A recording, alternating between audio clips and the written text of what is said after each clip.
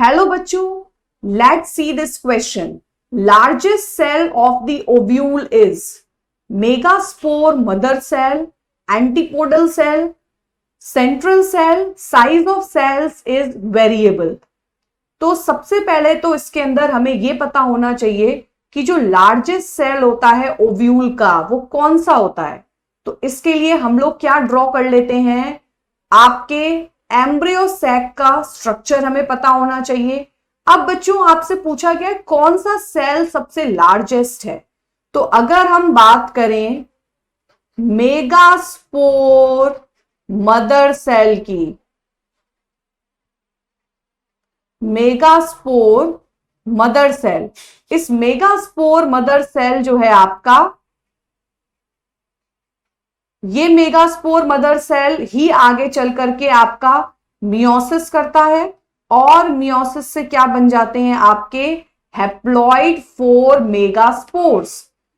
ठीक है, 4 मेगास्पोर बनाता है ये. Next antipodal cells. Antipodal cells की अगर हम बात करें, एंटीपोडल सेल्स की, तो ये 3 होते हैं नंबर में. They are 3 in number and they are present at the chalazal end of the embryo sac. chalazal end पे ये present होते हैं. नेक्स्ट हम बात करें अगर सेंट्रल सेल की. ओके, सो सेंट्रल सेल आपका सबसे ज्यादा लार्जेस्ट सेल होता है.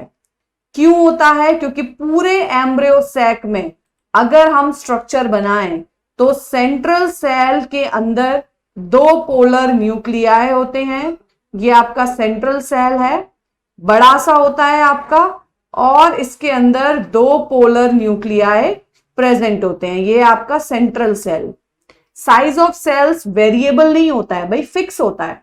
जो भी साइज रहेगा inside the embryo sac cells का, outside the embryo sac, it is fix, it is not variable. तो अगर हम ओव्यूल की बात करें, मेगास्पोरेंजियम की, तो लार्जेस्ट सेल हमें क्या मिलता है यहां पर? लार्जेस्ट सेल हमारा होता है, ये हमारा लार्जेस्ट सेल है. And this is the final answer to this question as well. तो लार्जेस्ट सेल हमें यहां से मिल गया हमारा central cell. Central cell is the largest cell. Okay, so the final answer to this question is option number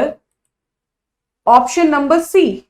Okay, option number C, that is central cell is the largest cell of the ovule. Best of luck.